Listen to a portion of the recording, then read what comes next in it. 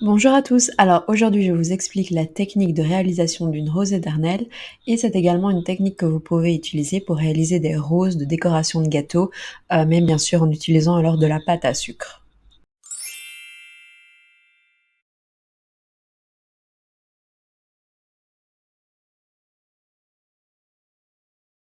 Au sommaire, le matériel et les étapes de fabrication. N'hésitez pas à mettre cet écran sur pause, le temps de pouvoir tout noter. Alors bien évidemment, certaines choses sont optionnelles, comme par exemple les paillettes, les perles et tout ce qui a trait à la décoration. Vous pouvez faire la décoration que vous souhaitez. Et si vous souhaitez juste utiliser la technique, mais avec un autre type de pâte, comme de la pâte à sucre par exemple comestible, bah évidemment alors faut adapter, tout ce dont vous aurez besoin pour cela.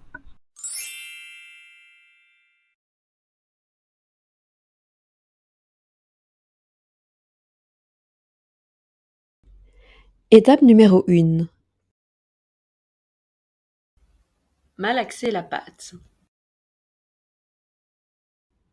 Coupez la pâte et malaxez-la afin de l'assouplir. Étape numéro 2. Faire de toutes petites boules. Faites de petites boules d'environ 1,5 cm, 2 cm de diamètre et disposez-les sur le plastique. Étape numéro 3. Ensuite, pliez le plastique et écrasez les boules avec le bas de votre main. Comme vous le voyez ici, espacez donc bien toutes les boules et écrasez-les une à une. Étape numéro 4. Roulez le premier pétale sur lui-même.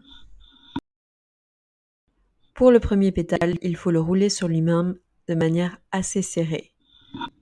Étape numéro 5. Ensuite, enroulez les autres pétales en les tenant par le bas et les faisant se chevaucher de moitié. Donc tenez-les bien en bas comme ça et pincez le bas afin de faire une espèce de cône central. Ensuite, ajoutez-les un à un jusqu'à ce que vous ayez une fleur qui vous paraisse assez fournie. Étape numéro 6.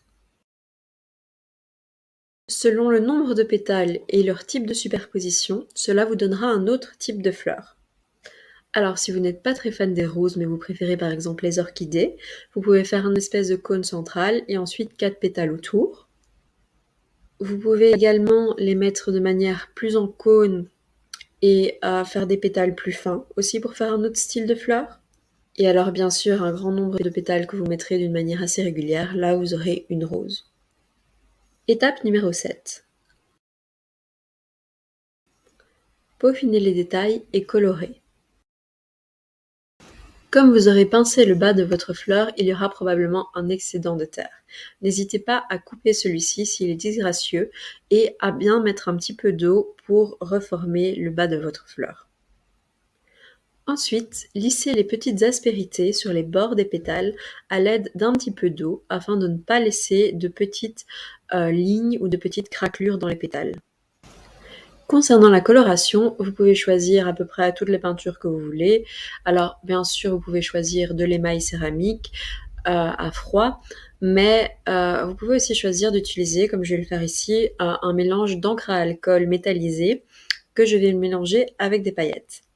Donc voilà, ici j'ai pris ces petites paillettes-là, mais vous pouvez bien sûr choisir celles que vous voulez.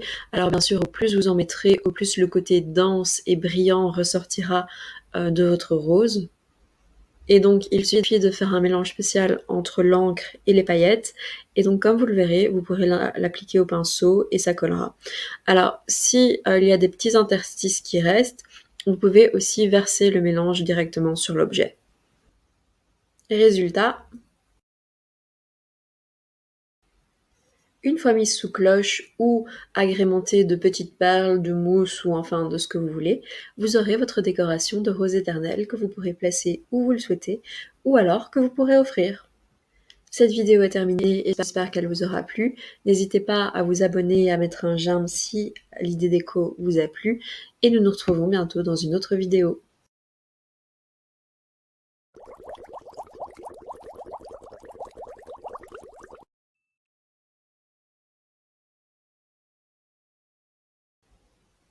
Merci à tous d'avoir écouté ma vidéo.